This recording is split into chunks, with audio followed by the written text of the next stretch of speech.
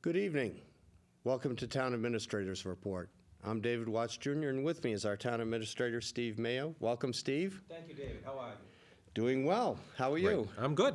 I'm good. We're approaching Thanksgiving, and Yes. it's a different Thanksgiving this year, but, make the best of what we have. Very much so. Yeah. But we're now almost 2 weeks at the time of taping. We're almost 2 weeks from the regular town meeting, which we had again in the field house and outside under a tent. And it seemed to go very well. It went relatively quickly. Yeah, I mean, we had 11 articles, as you know, I think, and 9 of them were heard. We'll probably get to the Article 10 and 11, which couldn't be heard because of scheduling with the Right. zoning articles a little bit more persnickety, let's put it that way, for them. No, I was actually very pleased. I mean, we had over 200 people there. It's always a tough call for us, but that is our form of government. Open town meeting requires that you be there. I get a lot of calls about people, a lot of emails, why can't we do this via Zoom or well, we can't because it is not a representative town meeting. Well, we could talk about that some other show. We might have a good argument, you and I, on that one. You already know where I stand I know. on that. I think you know where I'm leaning. But I was very impressed with the presenters. We got through the articles very quickly. Did some great things at that town meeting, moved forward on the high school project with some questions and a 200-to-1 vote to move forward, which was very heartening. Had a long talk about zoning change in our downtown, which was very close vote. I think maybe 6 votes that went through. And also settled what could have been a long, protracted, expensive legal issue for the town. Also made life hopefully a little bit easier for some of our veterans and veterans' families. And, did our annual town report and what have you, which is many, many pages of many, many numbers, as one person told me after town meeting. And they kind of got it. I said, well, it's been out there for a few weeks, so please call me anytime. But, the bottom line is that the town, despite the pandemic, is doing okay. The town is doing okay. To get to town meeting for a second, go back, real kudos to the people that put that together. Mackenzie O'Keefe, really, and our DPW staff, I mean, they had that down. I mean, everybody, I think, felt comfortable there. There were people that were, newbies to town meeting, to people that are octogenarians that have been there many, many years. And everyone told me they really felt comfortable, they felt safe, they were socially distanced, people were masked. So there was fresh air flowing. If you wanted to stay outside, you could stay outside. And thank you to you for moderating that area.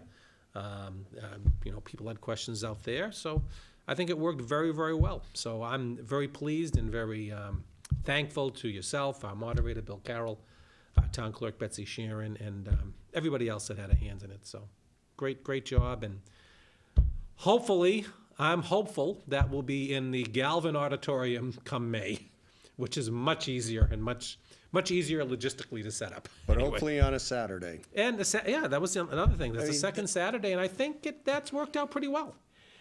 More people have come out. Yeah. Than is the average, unless there's something, an large group of people an article that a large group of people want to get involved with. So I think both the annual town meeting and the regular town meeting, we had higher numbers for the meeting than we would over each of the 4 nights that it often. I would say yes. Yeah. Again, if there's a big issue like an override, that's a one-off, and you've got to look at that separately. But yeah, I was very pleased with the numbers both times. So, democracy does work. Democracy is hard sometimes. We want to make sure that everyone can be heard. And I think that I think there was no real reason, in my opinion, that if you wanted to, you couldn't have got down there because of the accommodations that we made. So I feel very good about that. Now, I'm sure there are some people that are just very worried for very legitimate reasons in their own health and what have you that can't be there. And I get that, and I feel bad about that. But given our parameters, we did the best we could. But now, there were two articles that didn't come up, and that was 10 and 11. Correct. And those have to do with the proposed redevelopment of the old American Mutual property. Yeah, I think that was the precipitous of them. The articles had a little bit more of a far-reaching effect than just that particular property. But I think that what's important to note is that under Mass General Law, whenever you have an article that affects zoning, or changes zoning, there's a lot of steps that you need to go through. One step is that town meeting cannot even debate or even hear the article, or I should say make any action on the article. Right. Including indefinite postponement. If hearings have not gone through the planning board and the planning board hasn't rendered a decision. And when an article gets to the planning board to schedule a public hearing, even that has to be, give people notice, give 2 weeks notice Right. on that thing. So Right. zoning articles take a little while longer. And that's by statute, that's by design, that, you're affecting someone's ownership interest in property. So there has to be a long vetting process to make sure everyone had a chance to be heard. Right. Well, and before we get to the two articles themselves, especially for folks who are new to Wakefield, that property up at the head of the lake originally was American Mutual Insurance Company, starting in 1958. A lot of people probably won't know this, but that had its own zip code originally. Yeah, I didn't know that. That I did not know. Wakefield had 3 zip codes when they were first out. Downtown, which is the one we have now, 01880. 01882 was Greenwood, Okay. which has its own post Right. office. And 01881 was the American Mutual Liability Insurance And Company. I did not know that. Yeah. But they went out of business in the late 80s. The property was taken over by the Beale Company, and we had debates in town meeting at that time about maintaining access to Right. walkers and runners and cyclists around the lake, and that accommodation was made, and there's a nice asphalt walkway there to this day. Converse was in that property for quite a long time, as well as Hallmark Health. And it's gone through a number of other owners since as well. The latest but one was Waterstone Properties Group, which had made a proposal last year to basically, if I remember correctly, refurbish the building and turn it into 1/3 office space rental and 2/3 medical research Research and facilities. development, yeah.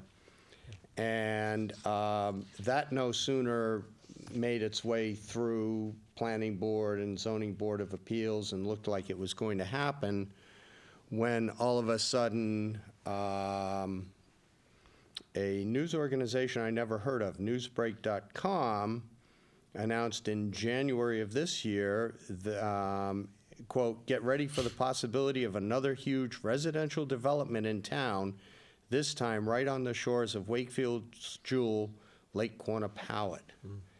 Yeah, I know.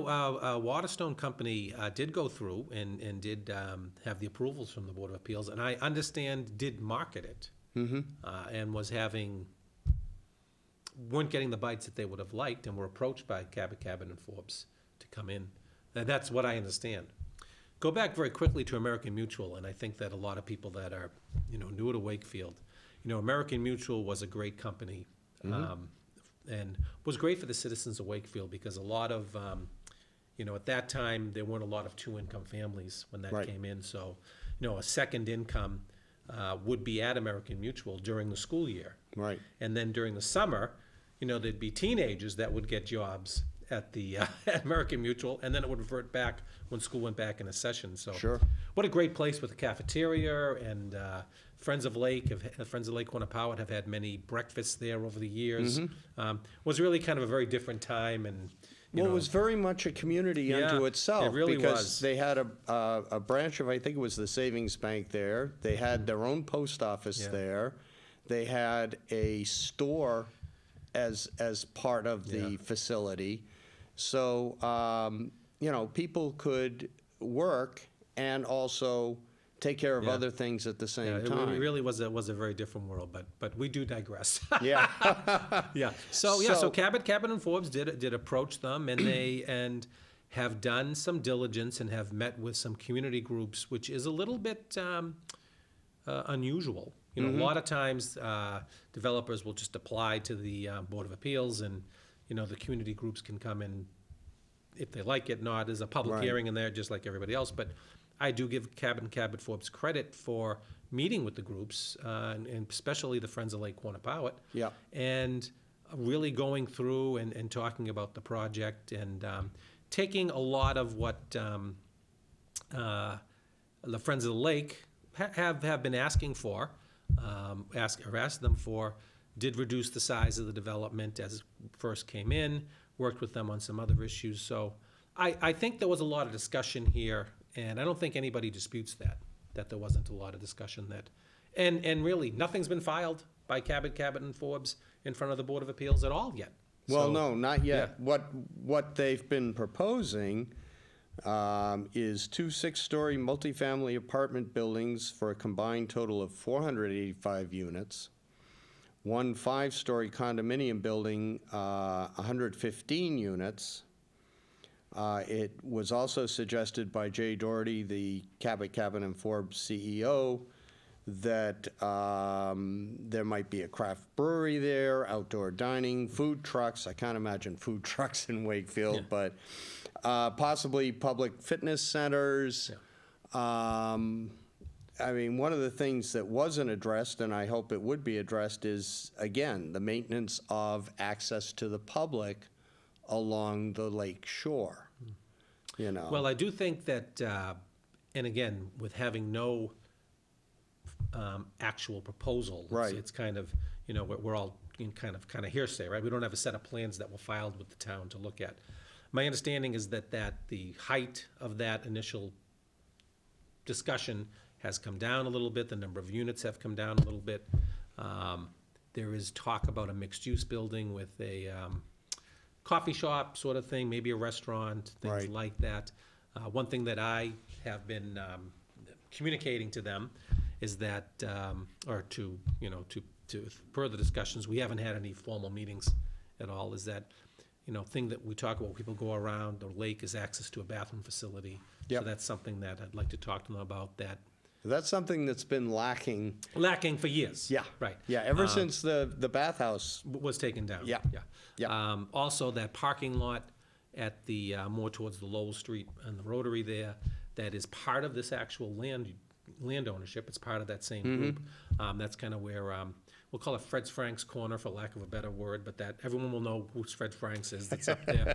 That is a parking lot that a lot of the public uses. Right. But it isn't a public lot. Right. That would be a great spot for whoever purchases that and develops that land to make that into a little bit nicer area for parking, and maybe provide some sort of a bathroom in that area that Yep. walkers or runners or bikers could use Yep. around the lake. Maybe some picnic tables Maybe for things the like, yeah, for Fred Frankfurter Frank's. lunchers. For the lunches. But, Yep. and you're right, I said there, water quality going into the lake could be greatly enhanced by maintaining that area, getting rid of a lot of the asphalt there, because there's a lot of asphalt in the old site. Well, it And used to cleaning the be, inlets. under American Mutual, there was no brush along the shore. Yeah, There was a clear view of the lake, which there hasn't been for a long, long time. The other concern, and we've had multiple shows on it over the 11 seasons that Yeah. we've been doing this series, is the water quality in the lake has been diminishing right. over the years. And part of that is the fact that when the office park and American Mutual were built in the 1950s, all of the inlets and all but one outlet were destroyed. So there's no water coming in to force it to circulate and go Yeah, out the other the lake side. needs to flush itself. Yeah. And that is not happening right now.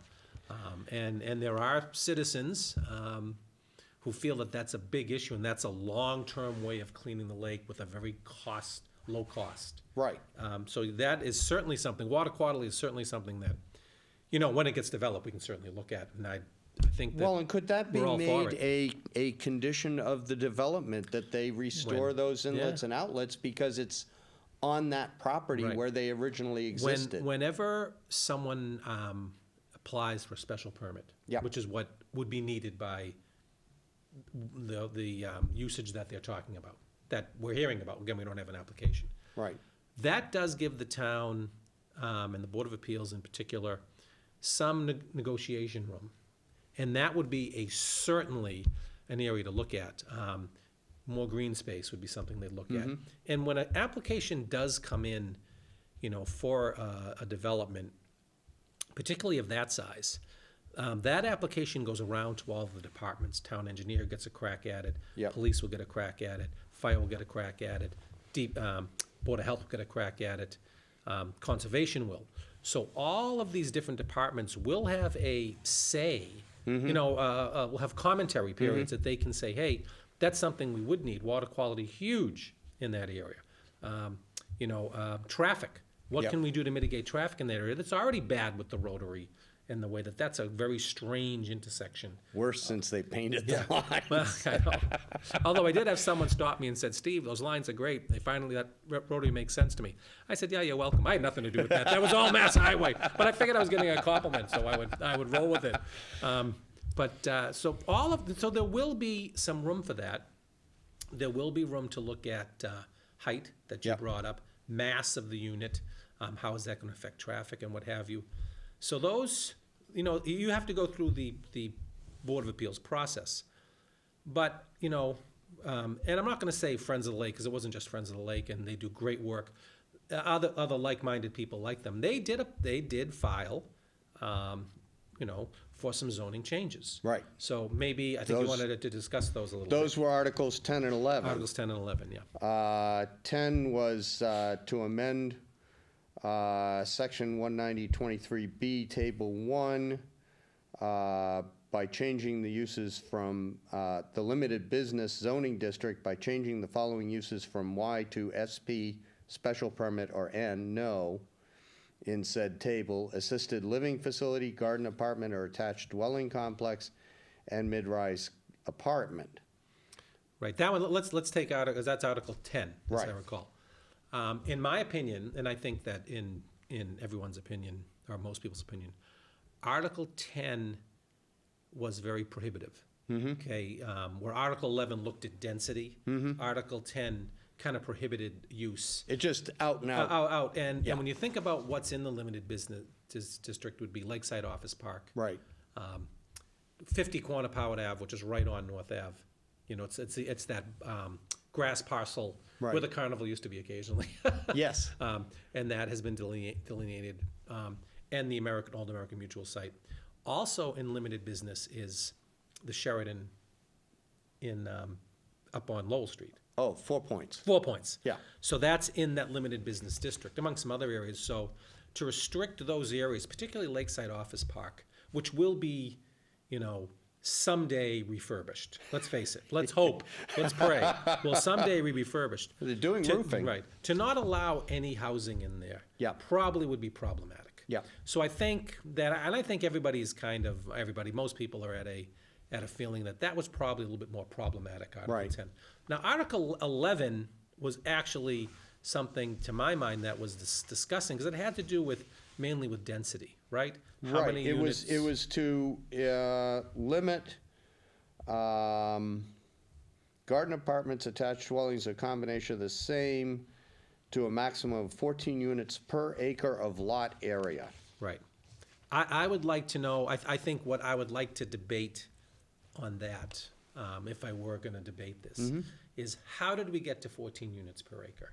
And what does that mean? How does Right. that look on that site and other sites? Because none of this was heard by the planning board, No. which is why it didn't come before Right. town meeting. Exactly. Well, I think they made proposals, but they made a presentation, but But there was no public hearing. wasn't really time to get it vetted. Right, Anyway, right. so I think that a tact to take is to kind of go with a concept and say, we'd like to limit density in this area.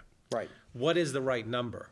Because I would take it that, once this got to the planning board limiting 14 per acre, the planning board could not play with the text and say, well, geez, I don't think 14's the number, it's 16, or it's up to 16, or maybe it's 11. Yeah. So the text was kind of locked in. So I think the way to go forward in some of these zoning issues is to kind of have a concept and then talk about what makes sense within that concept. And that's hard for lay people to think about, and maybe mea culpa to some of us, and I put myself in that category. We need to do more, planning in that area. Sure. Like we did for the transit-oriented development. And we had a Sure. lot of meetings about that, and actually created an area, I think 2,500, radius of 2,500 feet from the train stations to talk about where there could be mixed use and more density. So I think that that's the kind of process that, would go through, and frankly, that could do us well. What's interesting is under the housing production plan, that was adopted by the town and the planning board in 2015.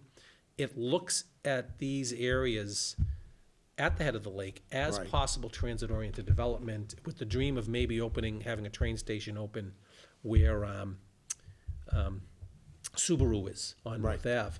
So there are these two different, and maybe they're not too different. Maybe they're not opposite. Maybe they can probably be worked and married, and Right. there can be more green space and better But water I think more quality. discussion, more public yeah, discussion is absolutely. absolutely needed. Absolutely, yeah. The other concern is 10 days before town meeting, Cabot, and Forbes, through their local attorney, Brian McGrail, filed a A&R, approval not required plan, and preliminary subdivision plan, which reportedly, according to the article by Mark Sardella, will freeze the current zoning and basically not allow the town to make any changes for up to 8 years. I think that would be only if the preliminary plan were approved. Okay, so we don't know if that's gonna happen or not.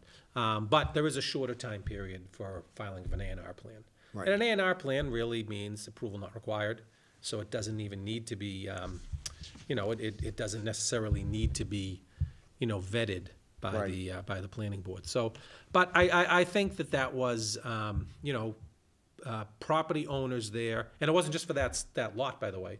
Lakeside office No, they filed it. included They Lakeside included, office and all those landowners, wanted to preserve their rights. So Right. I understand that, like we said, zoning is hard. Right. Changes in zoning is harder. So, I think that's what happened there. I think what's really positive about this is that there's a lot of discussion about that area. There's a lot of discussion that will continue to go on between Cabot and Forbes and concerned citizens. So I'm hopeful, I'm always hopeful in these things, that there will be, whatever the end product is, will be something that's been well vetted, and hopefully something that everyone can come to Right. some sort of a consensus on, which is really like what we've liked to do. And I think that we've had some good successes in this area. I think if you look at where Tono's is, 175 North Ave, there were people that weren't happy with that site either when Right. it first came in. And I understand that, but in my opinion, what a home run that is right now. I think the worst of them is the condo that was literally shoehorned in between Dunkin' Donuts and Lisa's Pizza on Main Street. Yeah. That one seemed Small to- development, 8 units, I think, in there. That one seemed a little Yeah. silly.